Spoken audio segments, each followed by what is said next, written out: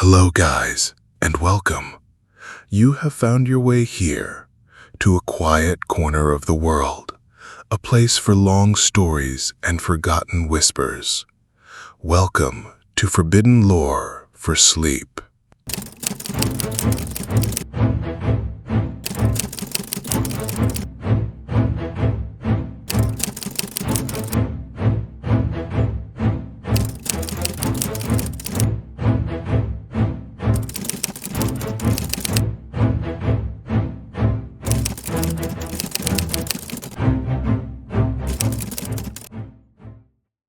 This is a sanctuary built for the wandering mind, a place where we dim the lights on the modern world and let the embers of the ancient one glow. The stories you will hear are woven from the oldest threads of history and myth, designed not to startle, but to soothe. Tonight, our journey takes us back, far back, to a time of bronze and brilliant, unforgiving sunlight, a time when gods and monsters were not just tales for children, but palpable fears that shaped the world. We are traveling to the heart of the Aegean Sea, to an island ruled by a powerful and unforgiving king, an island that holds a structure born of divine genius and human cruelty, a prison built not for men, but for something else. Tonight, you will experience the Labyrinth. The stories often speak of heroes, but they seldom speak of the quiet terror within those walls. We will explore why a single day inside that maze was an eternity. So, before you get comfortable, take a quiet moment to like this story and subscribe to the channel. But only, of course, if you genuinely enjoy what we do here. And if you wish, let me know in the comments where you're listening from tonight and what time it is for you. It is always a quiet wonder to see who is joining our journey from all around the world. Now, let us continue. There is nothing else for you to do. Let go of the day that has passed. Allow your body to grow heavy, to sink into the surface beneath you. Find your most comfortable position and take a slow, deep breath. And now, let it go. Dim the lights, close your eyes, and grant yourself this permission to simply be. Let my voice be a steady anchor in the dark. There is no need to hold on to the thread of the story too tightly. Let it weave itself into your dreams. Our journey begins not in the maze itself, but in a beautiful city living under its long, dark shadow. A city that must pay a terrible price in blood and tears. Let us begin. You can hear a very faint, distant sound of a gentle wind or the echo of a far-off, lonely bird call, then silence again. Your world is bathed in an ethereal light, a perpetual embrace of sun and ancient stone. You reside within Athens, a city cradled tenderly by hills bleached pale from millennia of sun. Beneath a sky of such impossible, profound blue, it seems painted by the gods themselves. This is more than just a city. It is Athens, a crucible of reason, a sanctuary of art, a vibrant forge where the whispers of philosophical revolutions are born, destined to echo through the corridors of time for thousands of years, shaping the very fabric of human thought.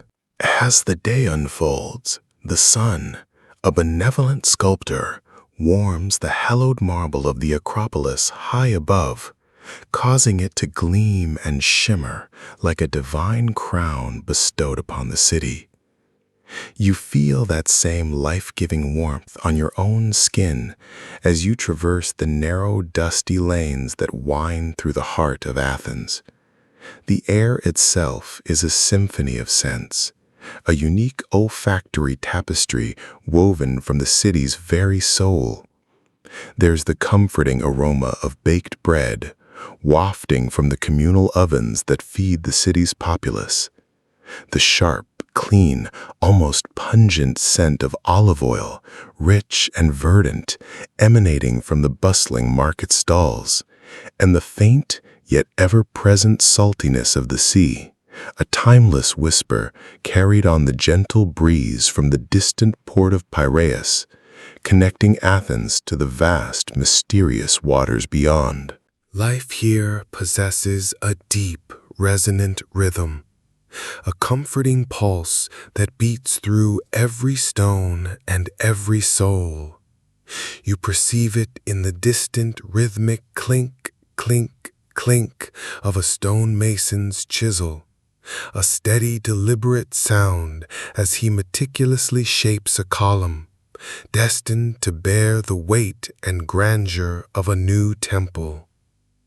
You hear it in the lively, exuberant chatter that rises from the agora, the vibrant heart of Athenian commerce and discourse, where merchants passionately hawk their wares, their voices a symphony of persuasion, and old men with thoughtful, deep-set eyes engage in profound debates, their wisdom echoing as they dissect the very nature of virtue and the elusive soul. Your own life, woven into this tapestry, is simple yet deeply grounded in the earth and the cyclical dance of the seasons. Perhaps your hands, perpetually dusted with a fine reddish clay, are learning the ancient art of shaping clay into elegant pottery, each vessel a testament to patience and skill. Or perhaps you contribute to your family's livelihood, helping to tend a small grove of olive trees nestled just outside the city walls, their silvery leaves rustling in the wind like 1,000 quiet, ancient whispers, secrets shared only with the breeze. You harbor dreams, simple yet profound, to one day cultivate a family of your own, to build a life of modest comfort and enduring happiness, to grow old gracefully beneath this same Athenian sun, watching your own children play, their laughter echoing through the familiar lanes. This city, for all its occasional imperfections and the weight of its history, is undeniably your home. It is a beacon, a place of enduring light. Yet every light, no matter how brilliant, inevitably casts a shadow. And the shadow that now falls over Athens is long, cold, and profoundly unsettling, emanating from across the tumultuous sea. It originates from the enigmatic island of Crete. It is a tale etched into the very consciousness of every child, a chilling whisper that silences laughter in the boisterous taverns, a quiet, pervasive dread that settles over the city like a suffocating winter fog. It is the inescapable story of a debt of blood. Years ago, the son of the formidable King Minos of Crete, a young prince named Androgeus, met his untimely demise while visiting Athens.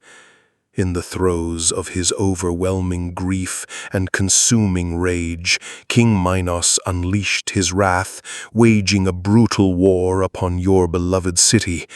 And to appease his insatiable anger, to spare Athens from total annihilation, a terrible, unholy pact was forged. Every 9 years, with agonizing regularity, Athens is compelled to pay a tribute, a living tribute. 7 of the city's most promising, finest young men and 7 of its most graceful, beautiful young women are meticulously chosen, their fates sealed by an unforgiving lottery. They are not sent to endure the ignominy of slavery, nor the drudgery of servitude.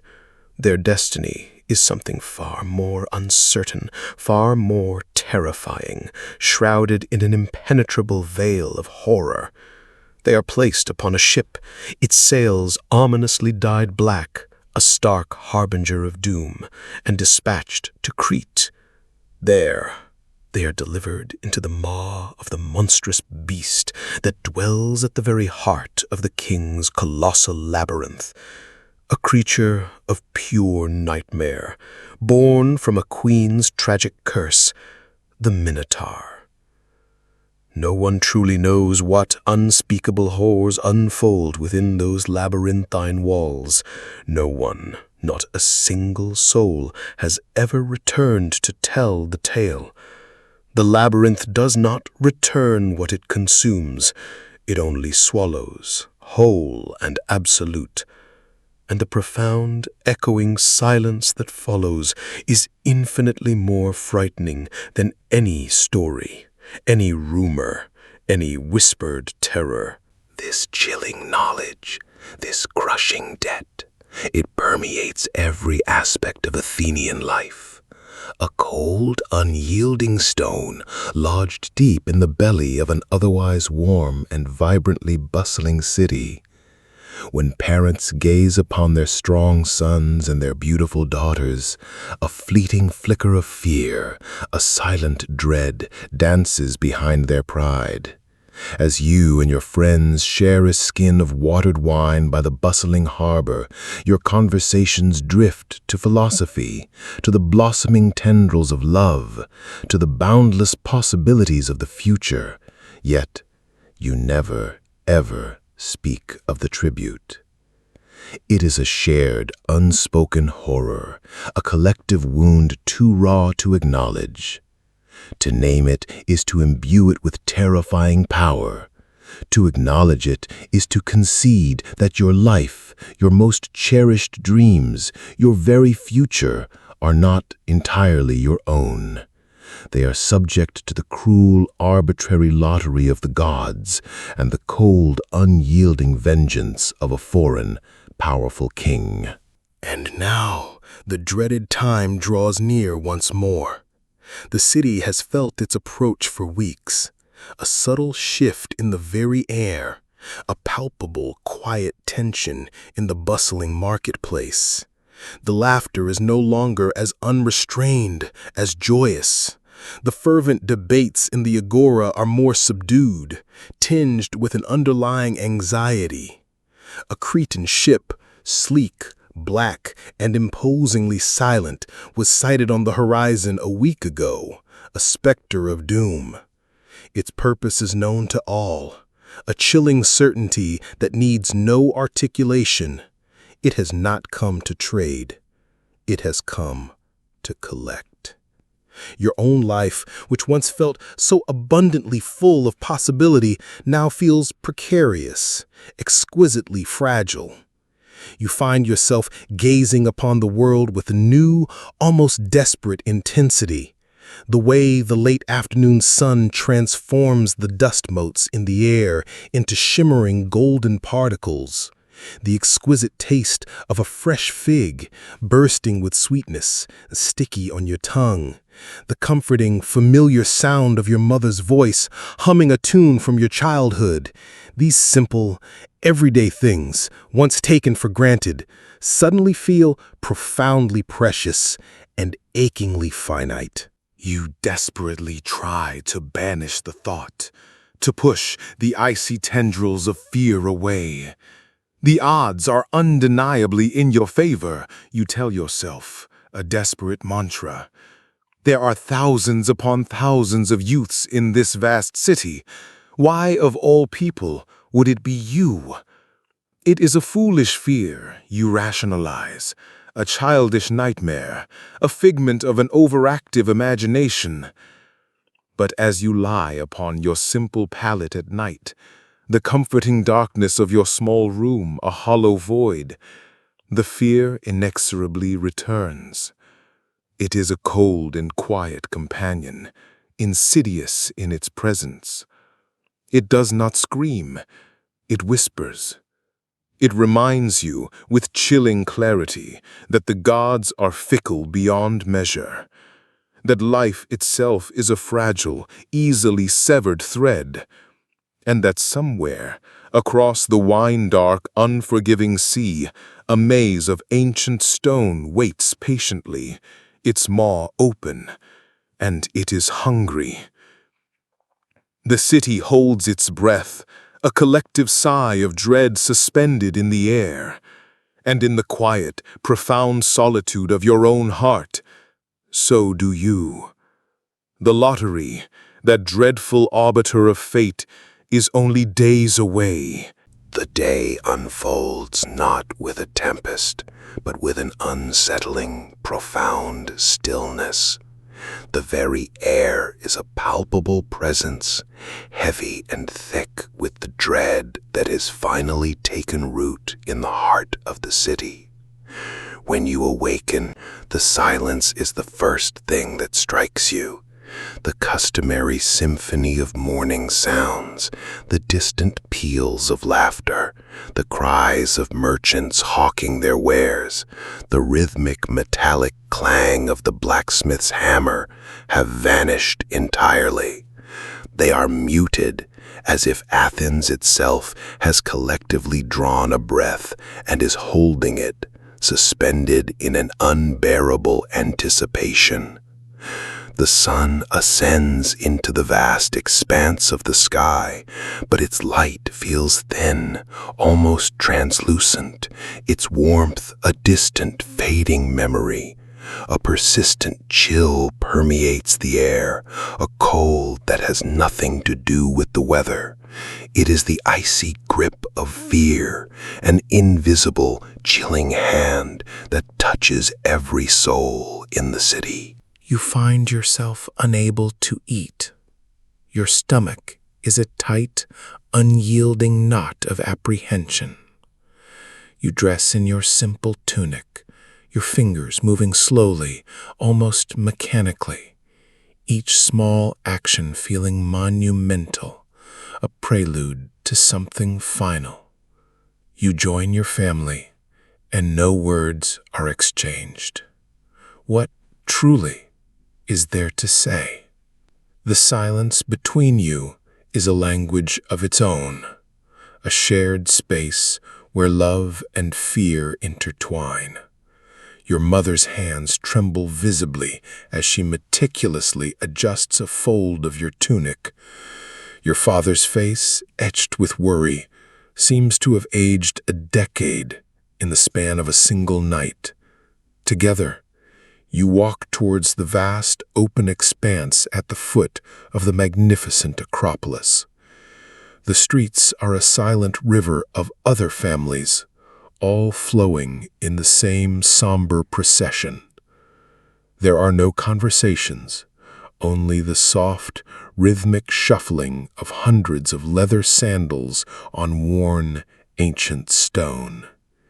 You recognize the faces of your friends, your neighbors. Their eyes meet yours for a fleeting, agonizing moment, filled with a shared, desperate hope. Let it not be me. Let it not be you. Finally, you arrive. The dense crowd parts, forming a large, empty circle in the heart of the gathering. In the center stand the city elders, their faces grim, etched with a profound solemnity.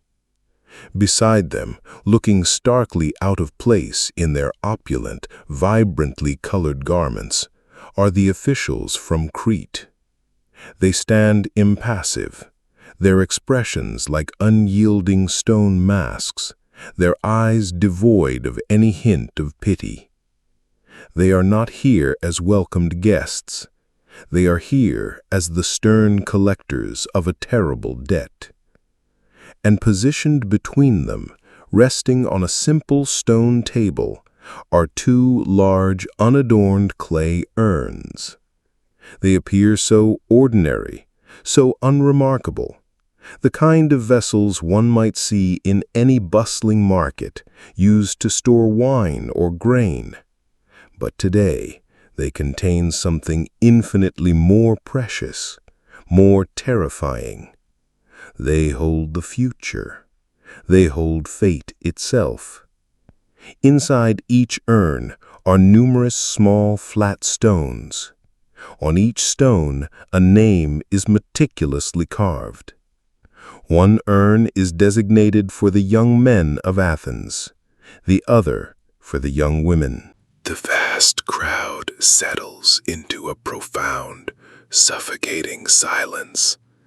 The only discernible sound is the wind, a mournful whisper around the majestic marble columns of the Parthenon high above, as if the very gods themselves are sighing in despair.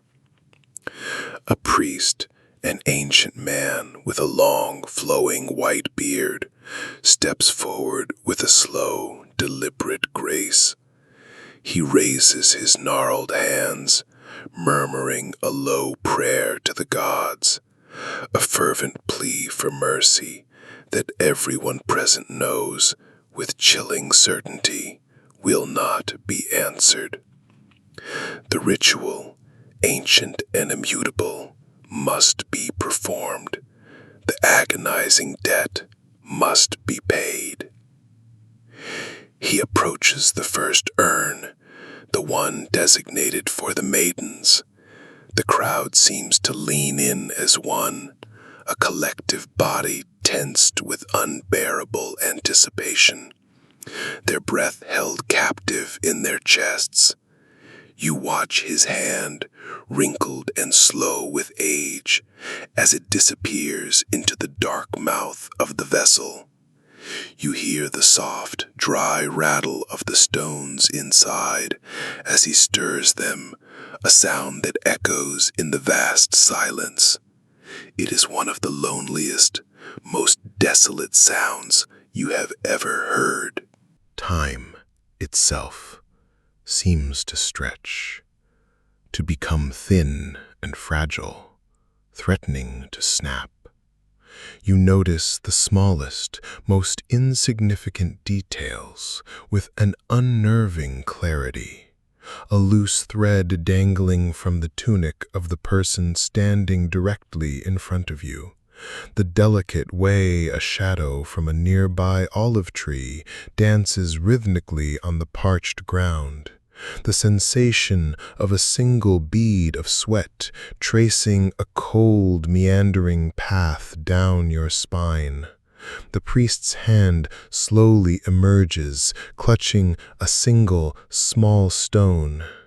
He holds it up to the waning light, his old eyes squinting, struggling to decipher the name carved upon its surface. And then he speaks it.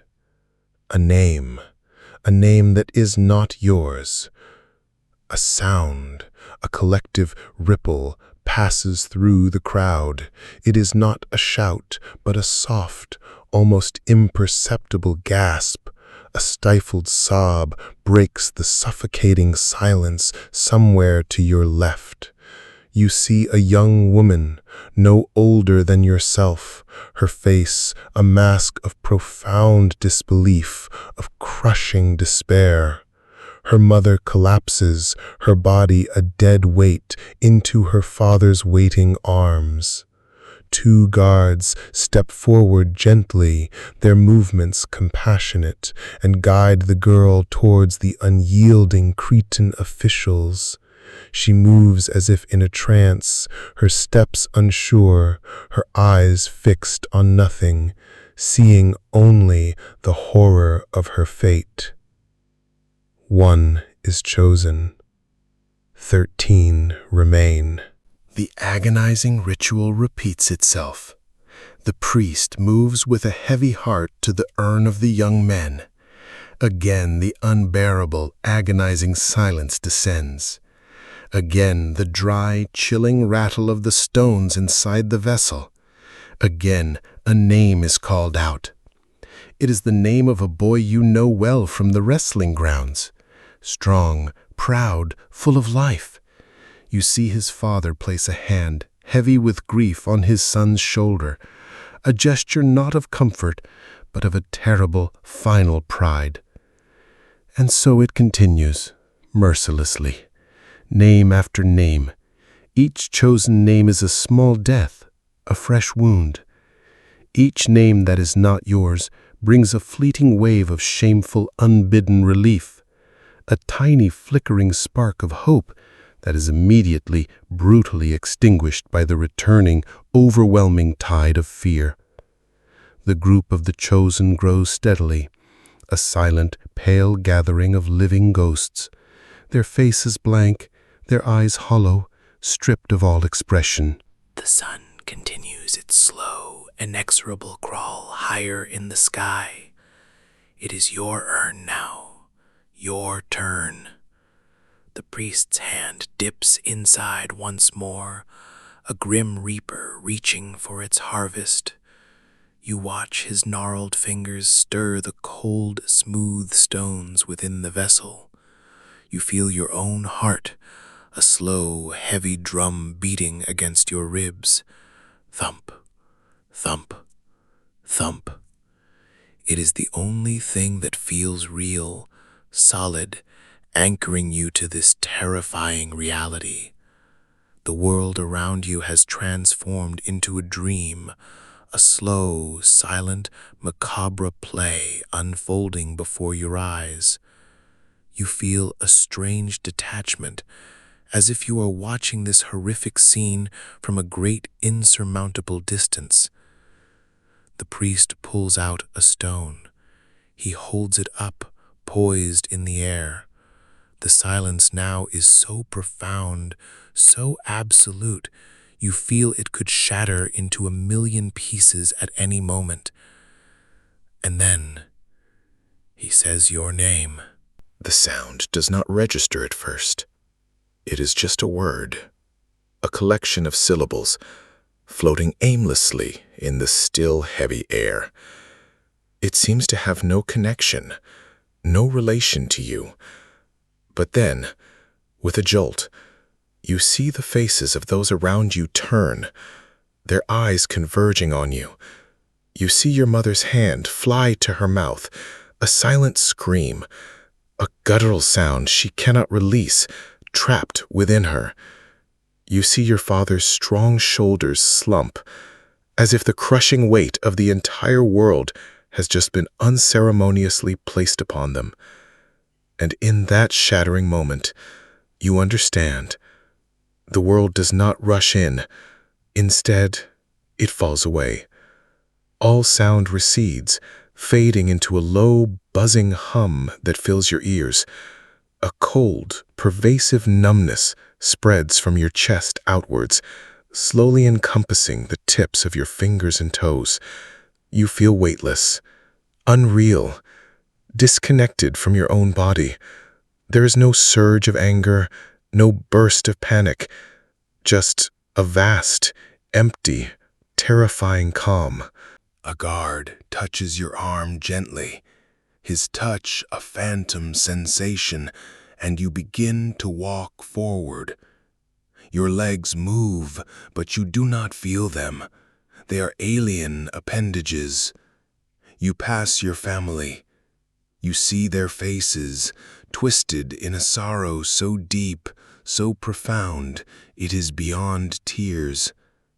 You want desperately to say something, to offer some meager comfort, some final words, but you have no words left. Your throat is a parched, desolate desert. The only communication left is the raw, visceral look in your eyes, a final, silent farewell, etched in the depths of your soul. You join the others, the chosen 13. You are the 14th, the final, agonizing piece of the tribute. You are a small, quiet circle of the damned, standing together, yet each one completely, utterly alone in your despair. You are no longer a cherished son or daughter of Athens. You are no longer an artist, a dreamer, a loyal friend. You are a sacrifice. Your story, as you knew it, is over. And as you are led away from the imposing shadow of the Acropolis, down towards the bustling harbor where the ominous black-sailed ship waits like a hungry predator, you do not look back. There is nothing left to see, nothing left to hold on to. You are guided onto the deck of the Cretan ship. The wood beneath your bare feet is foreign, harder and darker than the familiar olive and cypress wood of Athenian vessels. The air smells different here, a mixture of strange spices, tar, and the deep wild salt of the open sea, a scent that speaks of distant lands and untamed waters. Every breath you take feels like an intake of the unknown, a bitter farewell to the familiar sense of home. The warm baking bread, the dusty streets, the fragrant olive groves. The sailors move around you with a quiet efficiency, their movements practiced and precise. They are not cruel, not overtly menacing in their actions, but their very presence is a chilling statement. They do not shove you or shout commands. There is no need. Their indifference is a powerful, silent declaration. You are not people to them. You are not youths with names and families and dreams, each life a unique tapestry. You are cargo, a tithe, a debt being delivered to a brutal creditor. They do not meet your eyes, their gazes sliding past you as if you are transparent, as if you are already ghosts, spectral figures already detached from the world of the living. You and the other 13, a somber group of silent sacrifices, are led to a designated area on the open deck, a space roped off and conspicuously empty, a stage set for a sorrowful departure. You huddled together, a small, silent flock of condemned souls, seeking what little comfort there is in shared misery. And then you feel a lurch beneath your feet, a sickening heave that signals the beginning of your journey. A deep shudder runs through the entire length of the ship, a groan of aged wood and straining rope echoing through the hull. With a final, mournful creak, the vessel begins to move, pulling away from the only world you have ever known. The final, slender link to your home, to your past, is severed with brutal finality. You watch, a growing ache in your chest, as the bustling port of Piraeus, with its familiar docks and the comforting shapes of Athenian life, begins to shrink, receding into the distance. The vibrant sounds of the city, the cheerful clamor of merchants, the distant laughter of children, the very sounds of your entire life begin to fade, swallowed by the vastness of the open sea. They're replaced by the mournful cries of gulls, circling above like harbingers of doom, and the sharp, powerful snap of a great black sail catching the wind, pulling you further and further away. Your gaze remains fixed on the Acropolis, high on its sacred perch, a final, gleaming white speck of home against the vast, indifferent blue sky. You watch until it is no bigger than a grain of sand, a tiny fragment of a forgotten dream. You watch until it is nothing at all, absorbed into the limitless expanse of the horizon. And then there is only the sea, an endless, shimmering expanse that stretches to meet the sky, a watery prison. The days that follow bleed into one another, each one a monotonous mirror of the last. The world is reduced to three stark elements: the endless, shimmering blue of the water, reflecting the sky like an inverted dome; the vast, empty dome of the sky, devoid of familiar clouds; and the unyielding, oppressive heat of the sun, beating down relentlessly. There's no shelter on deck, only the bare planks and the vast open expanse. The sun beats down without mercy, baking the deck, and you learn to find slivers of shadow cast by the mast or the great billowing sail, huddling together with the others for what little protection they offer. Thirst becomes a constant companion, a burning torment in your throat. No one speaks. What words could possibly be adequate to express the depth of your despair, the crushing weight of your fate? The initial sharp agony of your farewell has now softened, dulled by the ceaseless passage of time into a constant, heavy ache in your chest, a dull throb that never truly leaves.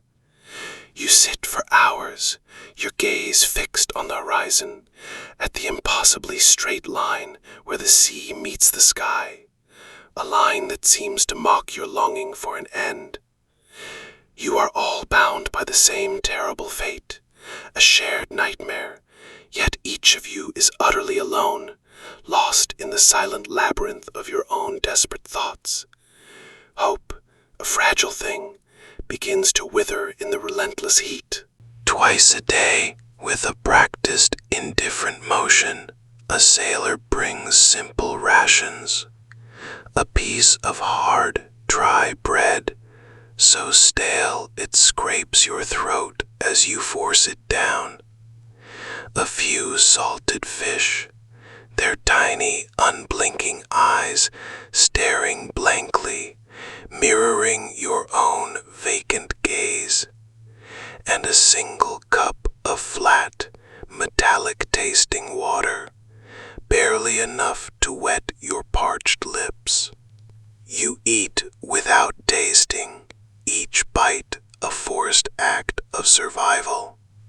You drink without refreshment, the water barely quenching the burning thirst. It is a mechanical act, a simple prolonging of the inevitable, a delay of your final, terrifying purpose. Your body is being kept alive for a purpose you dare not contemplate, a fate too monstrous to acknowledge. The sounds of the ship, once alien, become the inescapable rhythm of your existence. They are the only constants in this vast, empty expanse, the only sounds that break the profound silence of your despair. There is the low, constant creak of the ship's hull as it flexes and groans against the relentless pressure of the waves. The gentle, rhythmic slap, slap, slap of the water against the wood, a relentless, hypnotic beat. The lonely whistle of the wind as it moves through the rigging high above, a mournful song of separation. You find yourself listening to these sounds for hours, a monotonous lullaby carrying you steadily, inexorably towards your doom. They are the sounds of passage, the sounds of leaving everything behind, the soundtrack to your unraveling. The nights are a different, equally profound kind of trial, as the sun sinks below the horizon in a brief, spectacular blaze of orange and purple, painting the sky with fleeting beauty. The warmth of the day vanishes instantly, leaving a profound chill. A deep, penetrating cold rises from the vast, dark sea, seeping into your very bones. The wind becomes sharp, biting, cutting through your thin Athenian tunic as if it were made of gauze. You and the others draw closer, seeking warmth and comfort in the small, vulnerable huddle, a small island of shared misery in the vast, dark, indifferent ocean. Shivering, you long for the warmth of your own bed, a forgotten dream. But the night sky is unlike anything you have ever seen from within the illuminated city walls of Athens. Away from the flickering fires and lamps of human habitation, the heavens are set ablaze with a cold silver fire. Millions upon millions of stars, more than you could ever imagine, are scattered across the infinite blackness like diamond dust. A breathtaking and terrifying display of cosmic indifference. You trace the familiar shapes of the constellations your father taught you, each one a story, a memory. There is the Great Bear, lumbering across the sky, the mighty hunter Orion, forever pursuing his quarry, the winding path of the celestial river, flowing through the darkness. They are the same stars that shine down on your home, on the roof of your family's house, on the very place you left behind. And yet, tonight, they offer no comfort. They seem distant, cold, and profoundly indifferent to your small, fragile life, to the immensity of your suffering. You feel an immense, crushing loneliness under their silent, unblinking gaze. The gods, if they are watching at all, are very, very far away, their attention fixed on grander, more terrible dramas. Sleep, when it comes at all, is shallow and fleeting, a brief reprieve that offers no true escape. It is a gray space filled with fragmented dreams. The half-remembered touch of your mother's comforting hand, the sweet familiar scent of your home, the cherished face of a friend, now blurred by distance and despair. And sometimes there are darker dreams, formless and suffocating, of narrow, twisting corridors and a monstrous, consuming shadow that looms just out of sight. More often, sleep does not come at all. You simply lie awake, suspended between consciousness and oblivion, listening to the incessant creaking of the ship, feeling the gentle, relentless rise and fall of the waves, a cradle rocking you steadily, inexorably towards whatever waits for you on the mysterious, terrifying island of Crete. You lose all track of time, the days blurring into an indistinguishable stream. Is this the third day, the fourth, the fifth? The question is meaningless, irrelevant in the face of your despair. There is no past, no future, only the endless, oppressive now, this timeless passage on a black-sailed ship suspended between a life that is irrevocably lost and a death that is yet to come. You are an empty vessel, being carried across the vast, indifferent water, and the person you once were is fading with every wave that passes, like a forgotten memory. Then, one morning, as the first pale light of dawn streaks the sky, something changes, a subtle shift in the monotonous rhythm of your confinement. A sailor, standing at the bow, points to the horizon, his voice a low murmur. At first, you see nothing but the endless expanse of sea and sky. But as you strain your eyes, forcing them to focus through the lingering haze of sleep and despair, you can just make out a dark line, a faint smudge against the pale dawn sky. It is not a cloud, not a trick of the light. The ship, a vessel of Athenian design, now dwarfed by the grandeur surrounding it, eased into a harbor unlike any you had ever witnessed. This was no rough-hewn port. The docks were meticulously carved from a pale, creamy stone, gleaming under the Cretan sun. The ships moored here were larger, more imposing, their prows decorated with intricate, foreign designs that spoke of distant seas and formidable power. As you were led, almost reverently, onto the solid ground of Crete, the very air seemed to embrace you differently. It was distinctly warmer, a heavy embrace, scented with the intoxicating perfume of unfamiliar, vibrant flowers and the rich, earthy aroma of fertile, well-tended soil. You began a slow, somber procession, a silent parade of the condemned, walking from the bustling harbor up a wide, meticulously paved road that began its gentle ascent inland. The people of Crete, the enigmatic Minoans, occasionally paused their daily rhythms to observe your passage. Yet they did not jeer, did not hurl insults, nor did they cast stones, as you might have expected from a hostile populace. Instead, they simply stared, their dark, intelligent eyes filled with an unsettling mixture of awe, a profound pity that seemed to acknowledge your fate, and a strange, almost reverent fear.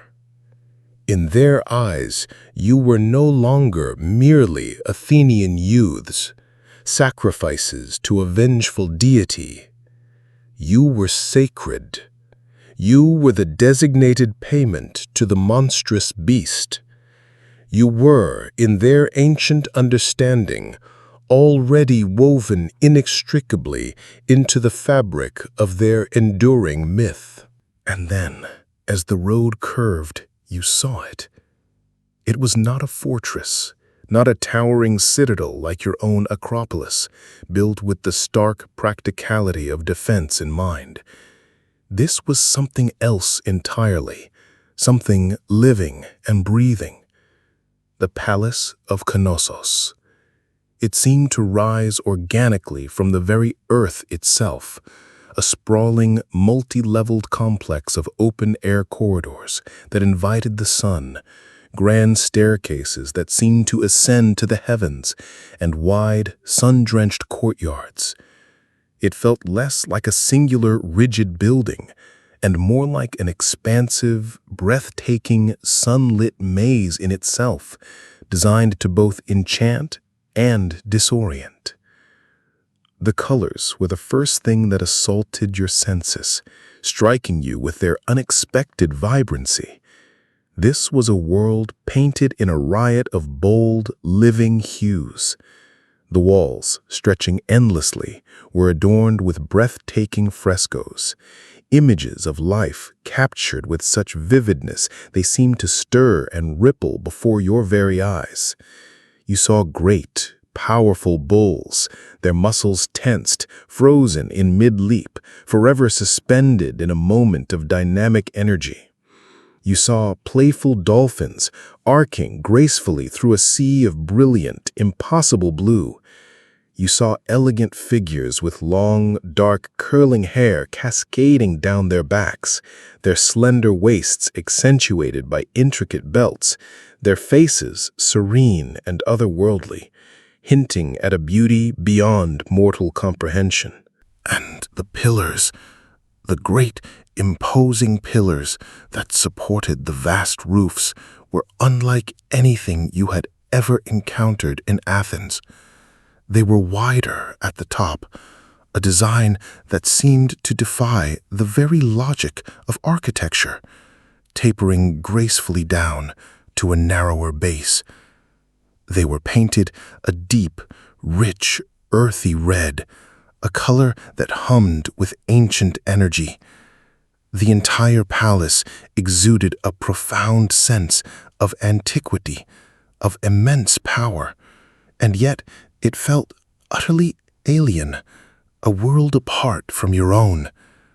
There was beauty everywhere you looked, a joyous celebration of life and nature in every brushstroke and carved detail. But beneath this dazzling splendor, you felt a deep, unsettling current, a palpable sense of unease. The layout was confusing, the corridors twisting and turning unexpectedly, leading you deeper into its labyrinthine embrace.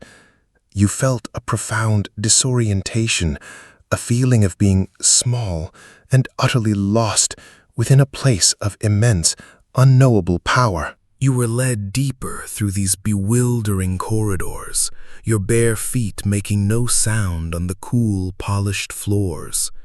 Finally, you were ushered into a chamber. This was the throne room. It was not a vast, echoing hall as you might have imagined, but a surprisingly intimate space, which only served to heighten its intensity and significance. Flanking the entrance, painted with astonishing detail, were frescoes of two majestic griffins, mythical beasts with the formidable bodies of lions and the sharp, piercing heads of eagles. Their gaze, rendered with an eerie realism, seemed to follow your every movement, as if they were the true, ancient guardians of this sacred place. And there, upon a throne of deceptively simple design yet imposing presence, carved from the pale, smooth gypsum stone, sat the king, King Minos. He was not the raging, fire-eyed tyrant of your Athenian nightmares.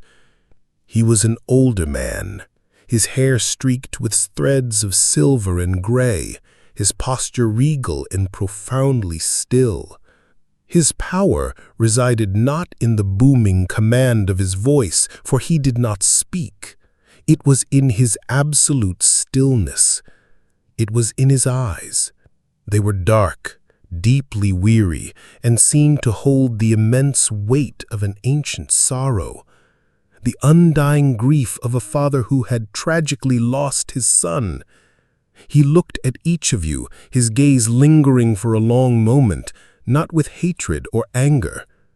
He looked through you, as if you were simply abstract figures in a long, sorrowful equation of divine justice that he himself, the king, was inexorably bound to fulfill. His silence was your indelible sentence. Standing near the throne, a silent and almost ethereal observer, was a young woman. You knew, with an instinctive certainty that transcended mere observation, that this must be the princess, Ariadne. She was a stark, almost ethereal contrast to the vibrant, riotous colors of the court that surrounded her. She wore a simple white robe, unadorned, and her expression was not one of power, nor of cold indifference. As her eyes met yours, just for a fleeting second, you saw something else, something unexpected, a flicker of profound conflict, a hint of deep compassion. It was a look that spoke volumes, hinting at a heart not yet turned to stone by the grim, unyielding duties of her royal house. It was a tiny, almost insignificant moment in the vastness of your despair, a delicate seed of impossible hope planted in the barren, unforgiving soil of your terror. The silent audience concluded. You were not, as you grimly anticipated, thrown into a dark, reeking dungeon. The cruelty of this place, you soon realized, was far more refined, more psychological than that. You were led away to comfortable, almost luxurious chambers. It was a gilded cage, designed with meticulous precision to make your final hours all the more agonizing, a slow torture of comfort. The room was meticulously clean and surprisingly airy, with a window that offered a view onto a quiet courtyard, bathed in the soft glow of the setting sun, filled with fragrant, unfamiliar flowers. There were soft linen sheets on the bed, a world away from your simple, rough straw pallet in Athens, a luxury that underscored your impending fate. A ceramic pitcher, beautifully painted with images of graceful octopuses, was filled with cool, fresh water, a testament to the Minoans' artistic prowess and their connection to the sea. As evening descended, you were brought a meal. It was a veritable feast, laid out with lavish abundance. Roasted lamb seasoned with herbs you could not name, but whose aroma was tantalizing. Bowls overflowing with sweet dark figs and plump pomegranates. Warm bread, soft and inviting to the touch, and small cakes glistening with honey. Each bite a promise of forgotten joy. The aroma, rich and complex, was intoxicating. But as you lifted the food to your lips, it tasted of absolutely nothing. It was like ash in your mouth, dry and flavorless. Every seemingly delicious bite was a bitter, agonizing reminder of the life you were about to lose, of the simple, profound pleasures that were being paraded before you one last cruel time. Later, you were offered a warm bath, the water scented with fragrant oils that wafted delicately into the air. You sank into the soothing water, feeling it meticulously wash away the grime and salt of the long, arduous sea journey. The warmth permeated your weary muscles, but it could not, would not reach the profound, unshakable cold that had settled deep within your very bones. This comfort, you realized, was a cruel mockery. It only served to make your skin more sensitive, more acutely aware of the cold, hard stone that awaited you on the morrow, a stark contrast to this temporary luxury. You lay in the soft bed, surrounded by an abundance of comfort, but sleep was a distant country, a peaceful land you could not possibly reach. The night sounds of the palace were foreign and strangely unsettling. The insistent chirping of unknown insects, the distant melancholic notes of a lyre played with an ethereal beauty, and the soft rhythmic footsteps of guards passing in the corridor outside your door, a constant reminder of your captivity. You were clean, you were well fed, and you were more terrified than you had ever been in your entire life. The splendor of Knossos, you now understood with chilling clarity, was nothing more than a beautiful, exquisitely painted mask. And you knew, with a certainty that chilled you to the bone, that behind that mask, in the hidden heart of this magnificent, labyrinthine palace, lay a place of absolute, unfathomable darkness. You stared intently into the oppressive shadows of your unfamiliar room, and you waited. You waited for the sun to rise, for the golden light of dawn to break through the darkness. You waited, with bated breath, for your final day to begin. The sun has not yet risen when the guards come for you. There is no gentle awakening. The heavy wooden door to your chamber groans open, and two figures stand silhouetted against the torchlight from the corridor. They do not speak. They do not need to. Their presence is command enough. The false comfort of the night is stripped away in an instant, replaced by the raw, cold dread of the morning. You are led from your room, your bare feet cold on the stone floor. You join the others in the corridor, a silent, shuffling line of 13 other souls. The hopeful look you saw in Princess Ariadne's eyes now seems like a distant, foolish dream. There is no hope here. You are not led up towards the sunlit courtyards of the palace. You are led down, deeper and deeper into the complex, through winding passages and down steep, narrow staircases. The beautiful, colorful frescoes disappear, replaced by bare, sweating stone. The air grows colder, damper, carrying the scent of deep earth and stillness. It is clear you are walking towards the foundations of this place, towards its dark and secret heart. After a journey that feels like an eternity, the procession stops. You have arrived. Before you is not a grand, ornate gate. There are no carvings of gods or heroes. There is only a vast, featureless wall of black stone, and in its center, a perfect, brutal square of an opening. It is a mouth, a maw, that seems to drink the light from the guards' torches, giving nothing back. It is flanked by 2 immense doors of bronze, turned a sickly green with age. They are covered not in images, but in strange swirling patterns that seem to writhe and twist in the flickering light, like a map of madness.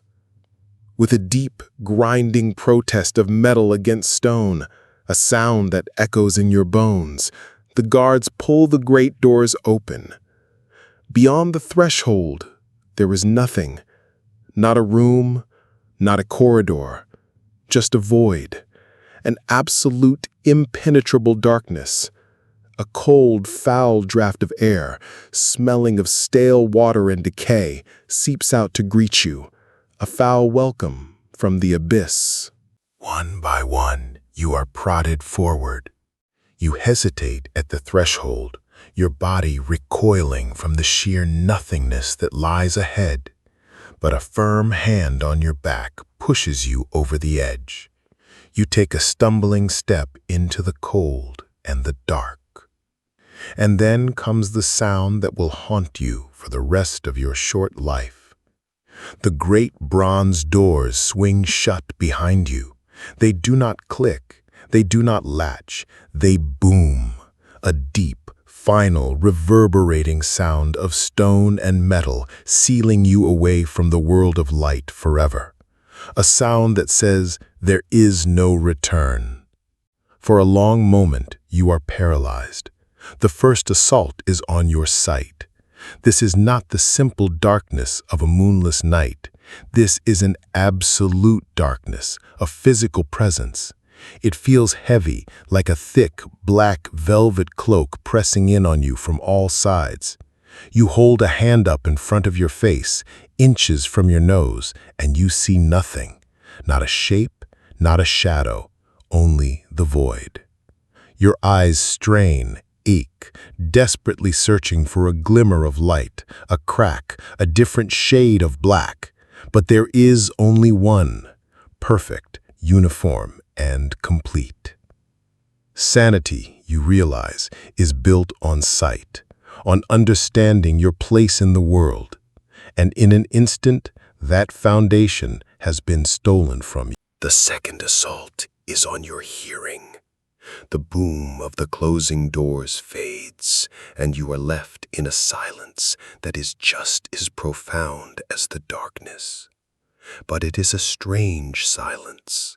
It is both dead and alive. You can hear your own breathing, loud and ragged in your ears, like a blacksmith's bellows. You can hear the frantic, panicked drumming of your own heart. When a small pebble is dislodged by your foot, the sound of it skittering across the floor seems to echo for an eternity, but the echo is wrong. It bounces back from strange, unpredictable directions, making it impossible to judge the size or shape of the space you are in. Is the corridor narrow or as wide as a hall? You cannot tell. The most terrifying sound, however, is the silence between these sounds. A dead, listening silence. You feel, with a certainty that chills you to your soul, that you are not alone in this silence. Something is listening with you. You must move. To stay here is to surrender to madness. You reach out a trembling hand, and your fingers find the wall. The third assault begins. Touch. The stone is not smooth. It is rough, uneven, and slick with a thin, greasy layer of perpetual dampness. It is colder than any stone has a right to be. The floor is treacherous, littered with loose rubble and unseen puddles of stagnant water. You begin to shuffle forward, one hand always on the wall. That wall is your only guide, your only anchor in this disorienting, featureless universe. Every step is a gamble, a test of balance in a world without horizons. You walk for what feels like hours, or is it minutes? Time, like sight and sound, has lost its meaning here. As you move deeper, the fourth assault begins. This one on your sense of smell. The simple scent of damp stone and dust begins to change. A new note is added to the foul air. It is a faint coppery smell, the smell of old dried blood. It is followed by a heavy, musky animal scent, something powerful and predatory. And beneath it all, a sweet, sickly undertone of rot. This is the smell of a lair. This is the smell of death. It clings to the back of your throat and makes your stomach clench. And then you encounter the true genius, the true cruelty of this place. You reach a junction, a choice. The wall you are following ends, and the path splits into two dark voids. Left or right? You have no way of knowing. You make a choice based on nothing, a random guess, and follow the new wall. You walk and walk, shuffling through the oppressive darkness. You take another turn, then another. The path winds, twists, and then your hand feels a familiar, jagged crack in the stone, a specific pattern of dampness you remember touching what feels like an age ago. Your blood runs cold. You are back where you started. A wave of pure, undiluted panic washes over you. You turn, scrambling back the way you came, but you are lost. You try another path and another, but the result is the same. The corridors are a lie. They are a repeating, mocking pattern designed not just to contain, but to break the mind. You begin to understand that the architect, the legendary Daedalus, did not just build a prison. He built a weapon that uses your own senses, your own logic against you. You are not trapped in a building.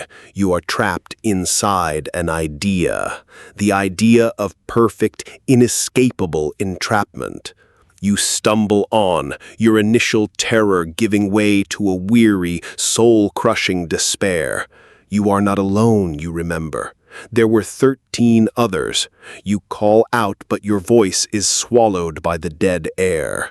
Sometimes you think you hear a faint cry in the distance, but the echoes play tricks on you, and you can never be sure. But you do find traces of them. Traces of all the tributes who have walked these halls before you. Your foot catches on something soft. You reach down.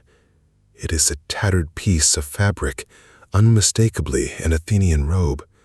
Further on, your fingers trace a series of frantic, desperate scratches on the wall, the meaningless marks of someone trying to leave a sign, a testament to their existence before their mind gave way. And then you stumble over something that is not a loose stone. It is hard and curved. You feel it with your hands. It is a bone, a rib, then another, a piece of a skull. You recoil in horror, scrambling backwards. You realize with a fresh wave of nausea that the floor of this place is not just littered with rocks, it is a graveyard. This is what becomes of the tribute. This is the final purpose of the labyrinth, to turn hopeful young bodies into scattered, forgotten bones. There is a point where the will to go on simply evaporates. You can walk no further. Your legs tremble with exhaustion. A desperate thirst has begun to parch your throat. The cold has settled deep into your marrow. But worse than any physical torment is the crushing weight of utter hopelessness. This is why you wouldn't last a day. It is not a battle with a monster. It is a battle with yourself. A battle against the darkness that erases the world, against the silence that erases sound, against the twisting corridors that erase reason. The labyrinth doesn't need to kill you with a beast. It kills you with despair. It kills you slowly from the inside out. You slide down the slimy wall and sit on the cold, unforgiving floor. You are done. There is no escape. There is no hope of rescue. You are waiting for the end. You close your eyes, but it makes no difference at all. The darkness outside is no different from the darkness within. And in that moment of absolute surrender, in the deepest silence you have ever known, you hear a new sound. It is not a drip. It is not an echo. It is distant, but it is real.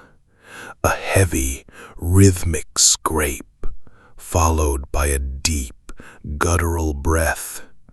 The sound of something large, something alive, and it is moving somewhere in the black corridors ahead of you. The master of the house is awake. You sit there on the cold, damp floor of the labyrinth, a survivor who has forgotten the meaning of survival. The will to move, the instinct to fight, has been hollowed out of you, replaced by a dull, quiet resignation. You have surrendered not to a captor, but to the place itself, to the darkness, the silence, and the crushing weight of utter solitude. You are waiting, not for a rescue, not for an escape, but simply for the end. And in that moment of absolute surrender, the silence is broken. It is the sound you heard before, but now it is closer, more distinct. A heavy, rhythmic scrape, the sound of something immense dragging itself through the narrow corridors. It is followed by a deep, guttural breath, a sound that seems to make the very air vibrate. It is the sound of a massive lung filling and then releasing a slow, hot stream of air. The terror that returns to you is different from the panicked fear you felt before. The exhaustion, the despair, they are still there, but now they are overlaid with a new, sharper dread. A primal, ancient fear, the fear of the prey that knows the predator is near. You do not move. You cannot. Your limbs feel as if they are filled with lead, frozen to the stone floor. You press yourself back against the slimy wall, trying to make yourself smaller, trying to dissolve into the shadows. A futile gesture in this all-encompassing blackness. The sound stops. The silence rushes back in, heavier than before. You strain your ears, listening for the slightest hint of movement. For a long moment, there is nothing. Perhaps it was your mind, finally fracturing under the strain. Perhaps it was just a rockfall in a distant passage. And then you hear it again. Closer now, much closer. The sound is no longer a simple scrape. You can distinguish its components. It is the hard, deliberate thud of a heavy hoof on stone. Not the quick, light step of a goat or a deer. This is heavy, ponderous. It is followed by another, and you realize you are listening to the footfalls of a creature that does not walk like a man. And the breathing, that deep, rumbling breath is now a constant presence in the corridor ahead. It is a wet, labored sound, like a great storm trapped inside a massive chest. Each exhalation a wave of hot, foul air that you can begin to feel on your skin. The scent, too, has changed. The musky, predatory odor that has been a faint whisper in the air is now a suffocating blanket. It is the raw, powerful smell of a great beast. A smell of unwashed fur, hot blood, and something else, a deep, underlying scent of profound misery. Your eyes, now accustomed to the deep dark, can perceive shades of black, and you see it. At the far end of the corridor, where the passage turns, you see a change in the darkness, a shape, something that is blacker than the black around it. A patch of void that moves. It is huge, impossibly huge. It fills the entire width of the corridor, its shoulders brushing against the stone walls on either side. It moves with a slow, heavy deliberation. There is no rush, no predatory speed. It is as if it knows you are there. It knows you have nowhere to go. It has all the time in the world. As it shuffles closer, the shape resolves itself from the shadows. You see the massive, powerful torso of a man, corded with muscle, and above it the unmistakable silhouette of a great, bullish head, crowned with two long, curving horns that scrape against the low ceiling. It stops, perhaps 20 paces from where you sit, frozen and silent. You still cannot see the fine details, but you can see its form, its sheer, overwhelming presence. And in the oppressive darkness, you see two small points of faint, reflected light. Its eyes. They are not glowing with a demonic fire as the stories might tell. They are just dark, deep, like wells of ancient bottomless sorrow, confusion, and a terrible, lonely rage. In that moment, a strange and terrifying thought enters your mind. This creature, it is not just a monster. It is a prisoner of this very same maze, born of a queen's curse and a god's wrath, hidden away from the sun, condemned to a life of darkness, isolation, and a hunger it cannot control. Its rage is not born of pure evil, but of its own unending suffering.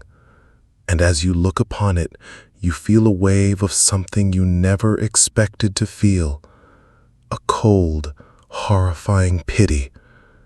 It takes another slow, heavy step forward. It lowers its great head, and the points of its horns are now aimed directly at you. The air grows thick with its heat, its scent, its sheer physical power. The sound it makes next is not the roar of a triumphant predator.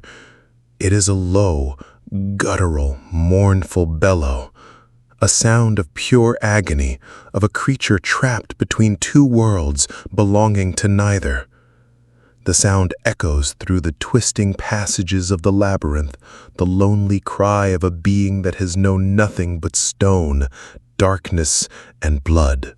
The hero of the myth would draw his sword now, would meet this challenge with courage. But you are not a hero. You are a tribute. You have no sword, no shield, no hope. Your mind is a calm, white, empty plain of terror. The thought of fighting, of resisting, does not even occur to you. It is as impossible as trying to fight the sea. You do not scream. You do not try to run. You simply sit there, your back against the cold, damp stone, and you look up at this impossible, tragic beast. Its hot, foul breath washes over your face. You have reached the heart of the labyrinth. You have met the master of the house. And in the final, silent moment before it moves, you understand that this is not an execution. It is a mercy, an end to the darkness, an end to the fear, an end to the maze. You are sitting on the cold, unforgiving floor of the labyrinth, the oppressive darkness pressing in on you like a physical weight. Your eyes, strained and weary, remain fixed on the immense, foreboding silhouette that looms before you. The creature, the infamous Minotaur, has just unleashed its final, earth-shattering bellow, a sound that echoes through the twisting passages and vibrates through your very bones. Its hot, putrid breath, heavy with the stench of fresh blood and an almost palpable sorrow, washes over you in suffocating waves. Its colossal head is lowered, its razor-sharp horns pointed with unwavering precision directly at the fragile vulnerability of your heart. You have, in this moment of utter despair, surrendered to the inevitable. This is the end. A quiet, dark, and profoundly lonely end, swallowed by the maw of this ancient horror. You close your eyes, bracing yourself, waiting with a chilling certainty for the final, crushing impact, the moment when your existence will be snuffed out. But it does not come. A long, agonizing moment stretches into an eternity. Then another. The only sound that pierces the heavy silence is the creature's ragged, labored breathing, a deep, resonant rumble that vibrates through the very stone of the maze. You dare, tentatively, to open your eyes again. The beast is still there, frozen in its predatory pose, poised for the kill, but it seems to hesitate. In its dark, unreadable eyes that have witnessed countless deaths, you discern not just the familiar rage, but a faint, unsettling flicker of something else.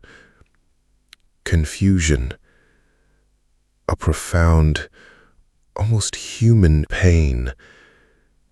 It is as if the act of killing, the very purpose of its terrifying existence, has become nothing more than another joyless, mechanical task it is condemned to repeat for all eternity. A cursed burden. It takes a shuffling, ponderous step forward, its massive body gathering itself, coil by coil, for the final, decisive charge. And in that instant, a profound, unbidden shift occurs deep within the very core of your being. It is not the noble surge of courage often celebrated in heroic tales. It is not the triumphant clarion call of heroism. It is something far more primal, more deeply ingrained, a tiny, incredibly stubborn spark of defiance, a nascent flame buried deep beneath the crushing layers of your physical exhaustion and the suffocating blanket of despair. It is the sudden, vivid memory of the sun's warmth on your exposed skin, a forgotten sensation of life and light. It is the exquisite memory of the clean, cool taste of fresh water, a vital essence denied in this parched hell. It is the simple, instinctual, animal refusal to perish here, in this cold, stinking, lightless darkness, consumed by a creature of myth. As the creature lunges, a terrifying, immense mass of sinew and muscle, a whirlwind of unbridled fury, you do not pause to think. There is no time for conscious thought, no room for deliberation. You act. Pure, unthinking, instinctual reflex guides your movements. You throw yourself violently to the side, pressing your body flat against the slimy, unforgiving wall, a desperate attempt to become one with the stone. The Minotaur thunders past you, its colossal momentum, an unstoppable force, a whirlwind of destructive power. Blinded by the sheer ferocity of its own unbridled rage and the disorienting, suffocating darkness of its own eternal prison, it does not perceive the jagged, unyielding stone wall that looms directly in its path. There is a sound that will forever be seared into the fabric of your memory, a sound that chills you to the bone, a sickening, wet crack, the horrific sound of bone and horn colliding with the unyielding, immovable stone. The immense body of the beast collapses in a grotesque heap, its great, terrifying momentum silenced in an instant, utterly extinguished. It lets out one final, soft sigh, a sound so utterly devoid of malice, a sound almost akin to profound relief, a release from its endless torment. And then there is only silence, a new kind of silence, vast and encompassing, the listening, predatory presence that has haunted these ancient halls for so long, that has been a constant, terrifying companion, is gone. Now there is only an empty, dead quiet, the profound, unsettling silence of a tomb. You lie there, trembling uncontrollably, your cheek pressed against the cold, damp floor. You are covered in the dust and grime of the labyrinth, a physical manifestation of your ordeal. You are exhausted beyond any measure you have ever known, every fiber of your being screaming for rest. But you are alive. There is no feeling of triumph, no surge of overwhelming victory that you might have imagined in your darkest moments.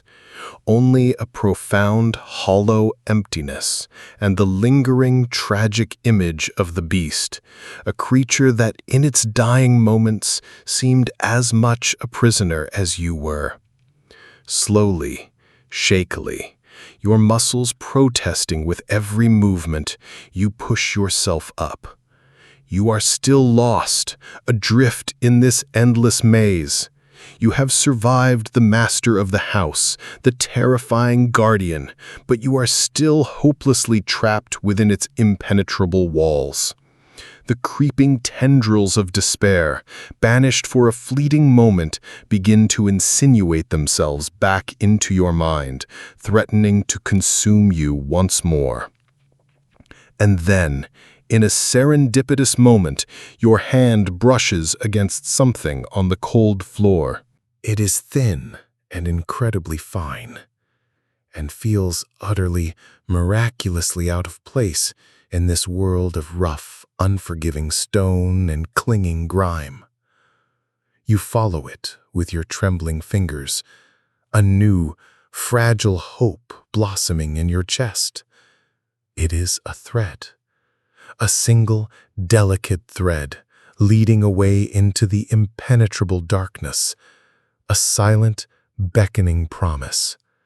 Hope, a sensation so foreign and alien in this place of desolation, returns to you not as a triumphant fanfare of trumpets, but as a quiet, almost imperceptible, fragile whisper. Ariadne. Her name, a silent prayer, forms on your lips. You begin to follow it, a new, desperate purpose invigorating your exhausted limbs. It is your new anchor, your new guide, your only tangible connection to the world of light and life you had almost given up on. You start to meticulously wind it around your hand, the soft, delicate feel of the fibers, a small, incredibly precious comfort in the oppressive, absolute dark. The journey out is a long, slow, monotonous ritual, an endless repetition of steps in the oppressive blackness. It is just as disorienting as the treacherous journey in, but now your shuffling, dragging steps possess a profound, desperate purpose. The thread, a silent, unwavering guide, leads you down corridors you think, dimly, you remember from your terrifying descent, past junctions where you made a wrong turn, each one a memory of a misstep that could have been your last. You pass the scattered bones of those who came before you, their bleached remains a stark reminder of the labyrinth's insatiable hunger. But now you see them not just as terrifying warnings of your own potential fate, but as tragic figures whose ultimate demise you have, by some miracle, been allowed to escape. The fear, that constant, unwelcome companion, is still present, a cold knot in your stomach, but it has transformed. It is no longer the primal, visceral fear of the beast, of the Minotaur's crushing might. It is the far more insidious, agonizing fear of the thread breaking, of losing this one incredibly fragile connection to your salvation, to the world outside. You walk, you stumble, you wind the thread around your hand, the rhythmic motion a hypnotic, calming balm to your frayed nerves. The darkness is still absolute, a tangible presence that seeks to swallow you whole. The silence is still profound, broken only by your own labored breathing and the soft rustle of the thread. But you are no longer just a victim waiting for the inevitable end, a sacrifice awaiting its turn. You are a survivor, a desperate soul following a path meticulously laid by a princess's improbable pity, her silent act of grace. After what feels like another lifetime of walking through the cold, dead heart of the maze, a subtle, almost imperceptible change begins to register. A subtle shift in the air, a faint breath that feels different. It is a draft, but it does not carry the same chilling, foul scent of the labyrinth's depths. Instead, it smells clean. It smells of crisp night air, of the invigorating salt of the sea, and of an intoxicating, almost forgotten scent of freedom. Then you see it. Far ahead, at the very end of a long, straight corridor that seems to stretch into infinity, a subtle yet undeniable change in the monolithic darkness. Not the familiar, oppressive, all-consuming black of the labyrinth's depths, but a faint, rectangular patch of deep, shimmering indigo. The night sky. The very sight of it, a promise of the world beyond, sends a tremor of raw emotion through your weary body. Your heart quickens, a frantic drumbeat against your ribs. You begin to move faster, your exhausted legs stumbling over your own feet in your desperate haste. The patch of light grows larger, brighter, becoming more defined with every agonizing step. The air becomes fresher, colder, invigorating your lungs. Your eyes, so long accustomed to the absolute void of the labyrinth, begin to ache, protesting at the unfamiliar, gentle light of the moon and the distant, shimmering stars. And then, suddenly, miraculously, you are there. You stumble out of the gaping mouth of the labyrinth, collapsing onto the cool, rough stone outside, gasping in the fresh, clean air of the Cretan night, air that tastes of freedom. You are out. The ship, a silent specter against the vast expanse of the sea, glides homeward. It carries not a crew of triumphant heroes, but a handful of survivors, their spirits as weary and weathered as the salt-stained planks beneath their feet. They no longer feel entirely alive, a profound hollowness echoing within them. In the far distance, the familiar, sun-kissed hills of your homeland, Attica, begin to emerge from the shimmering haze of the horizon, rising like ancient, welcoming giants from the cerulean embrace of the sea. This should have been a moment of unparalleled triumph, a surge of pure, unadulterated joy that would wash away the horrors they had endured. Yet, the elation of your escape, once a flickering flame of hope, has long since guttered and died, extinguished by the quiet, persistent grief for the princess you left behind on that lonely, desolate shore. And in the oppressive haze of your profound exhaustion, a haze that has clung to your mind like a shroud ever since you emerged from that suffocating, oppressive darkness, you forget a small, seemingly insignificant detail, yet one laden with the weight of destiny. A solemn promise, whispered and sealed with the gravity of a king's word, made to your father, King Aegeus. The promise to change the black sails of mourning, a symbol of despair and defeat, to the brilliant, hopeful white sails of victory, a beacon of your safe return. The black sails, a stark and foreboding contrast against the vibrant, boundless blue sky, remain.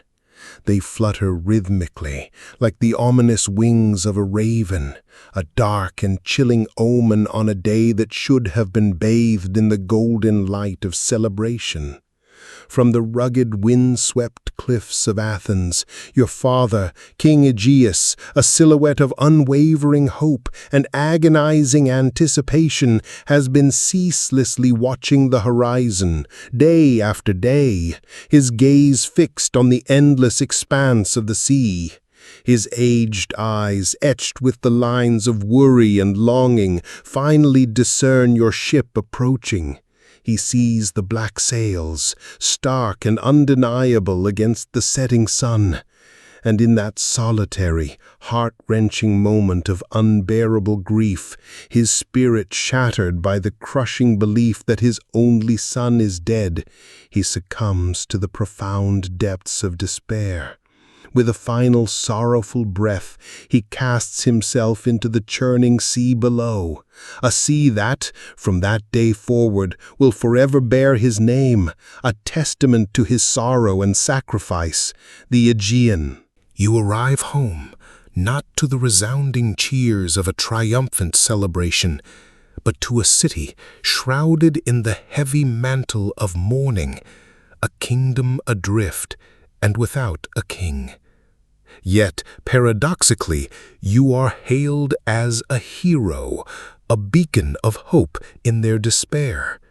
They call you Theseus, the legendary slayer of the monstrous Minotaur, the valiant savior of Athens, the one who vanquished the darkness that threatened to consume their land.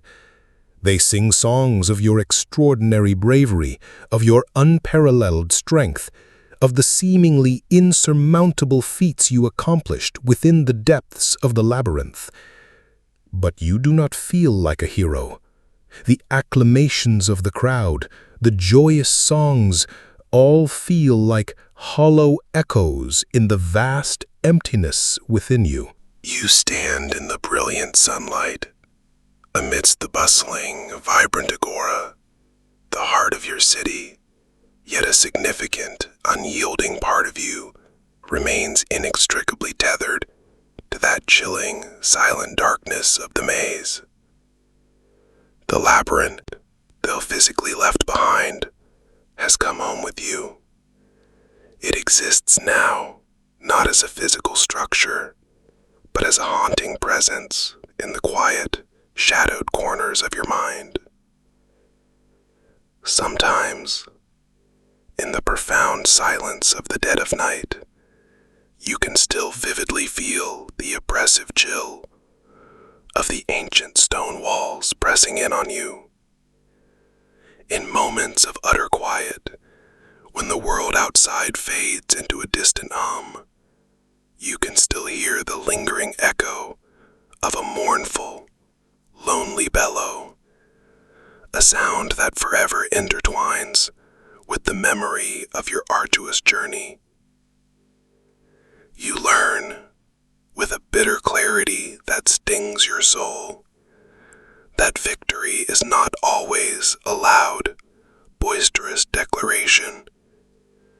Sometimes it is the quiet, grim, and utterly exhausting business of sheer survival, a relentless struggle against overwhelming odds. It is not always a clean, shining moment of unblemished glory, a pristine triumph, free from any stain. Sometimes it is a complicated, messy affair, one that demands a piece of your very soul as payment. Your innocence, once a simple and unblemished cloak, your simple, straightforward view of the world, now fractured and complex, and perhaps most tragically, the trust of the one person who, in the deepest despair, offered you a path back to the light, a guiding hand in the suffocating darkness. And so, the story, in its intricate tapestry of heroism and sorrow, ultimately ends. The hero, forever changed, returns to his broken kingdom. The beast is slain, its terror extinguished, and the ancient debt of blood, paid with such a heavy cost, is finally settled. But the echoes of the journey, indelible and persistent, remain faint whispers carried on the winds of time, reverberating endlessly through the long, silent corridors of history. Just as a fragile thread once guided you out of that ancient darkness, you can now feel the thread of your own breath, a steady, quiet guide. Follow it now as it leads you away from the story, away from the shores of Crete, away from the world of myth. Let it guide you away from the day that is past and into the safe, quiet labyrinth of your own dreams. Let the memory of the cold stone fade, replaced by the comforting warmth of your blankets. Let the distant sound of the sea be replaced by the soft, steady rhythm of your own breathing, in and out. There are no more monsters to face tonight, no more mazes to navigate. There is only this moment, this quiet, this deep and gentle peace. The story is over. Your journey for tonight is done. Rest now. Sleep well.